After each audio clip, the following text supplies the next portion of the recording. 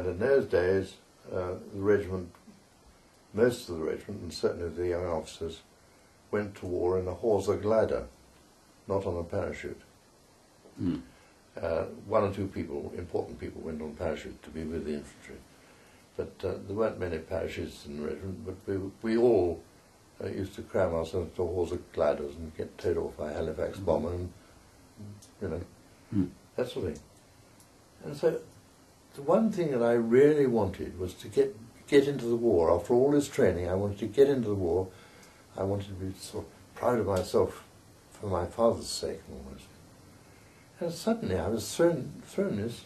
Suddenly I was a second lieutenant, red beret, little has a badge on my sleeve, and I was there. But it was 6th Airborne Division. They just got a bloody nose at Arnhem.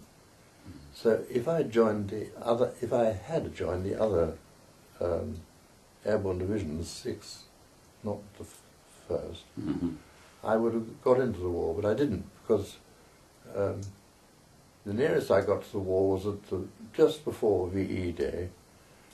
We'd been briefed for all sorts of, and in fact loaded up the gliders with our guns and jeeps and ourselves.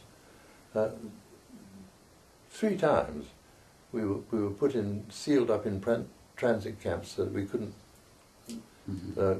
be a breach of secrecy. And it was because the war moved so fast, we never got actually deployed. So we were sent home again. It was a bit down-putting. And the end of the war, just before the end of the war, just before VE Day, we were sent to Norway suddenly. And the method of getting us there was an American squadron of troop carriers, which I think they were called Curtiss Commandos, these aeroplanes, and they were like a very big Dakota. And they took 2 jeeps and, I think, 2 jeeps and 15 men, or 30 men, if you didn't have the jeeps. And they could drive up a ramp at the back end of the aeroplane and just drive straight in and up to the front. And they were brought back from Germany, dumped at some airfield near Hull, which I've never quite worked out where it was. We were just driven there. We were told to get in with our jeeps and ourselves, and we were told we were going to Norway, and our briefing was rudimentary. It was, when you get to Norway, get out of the aeroplane and get into a position of defence all round it. It wasn't exactly very constructive from a military point of view. But we did this, and we went across to Norway, and we landed at Stavanger airfield, an airfield called Sola. And as we arrived on the way there, the navigation was primitive because they had one navigator for the whole squadron.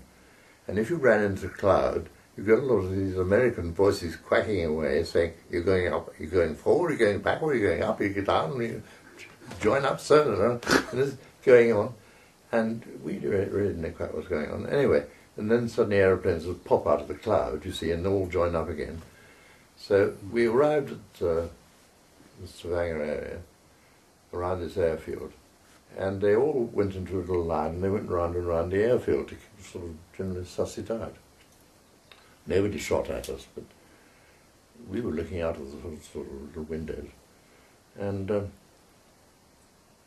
we saw a little party of men with a German machine gun go out to the intersection of the runways and set everything up and put the belts in, while we went round doing.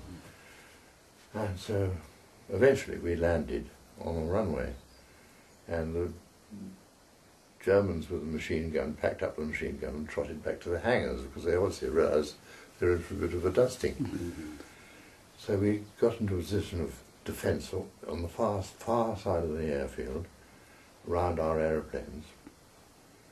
And so, we were there for a matter of an hour and a half or so, and being terribly alert and, warlike. And suddenly we had a brass band. And so we thought this was a bit odd. And then we looked across the airfield, and across this great expanse of grass and runways, absolute shower of young women, all with flowers, and God knows what, and 5 years we have waited for you, you know, and all this sort of thing. and which incidentally the German men didn't care for very much, the welcome we got from all these girls. Mm. But then we drove our jeeps into Stavanger, and we took over. The war hadn't actually finished officially, but we were there sort of under sufferance really. Mm. And the Germans were, quite a lot of them had been on the Russian front, and they were recovering in Norway. Yeah. And therefore they weren't the top grade, or they were wounded or something.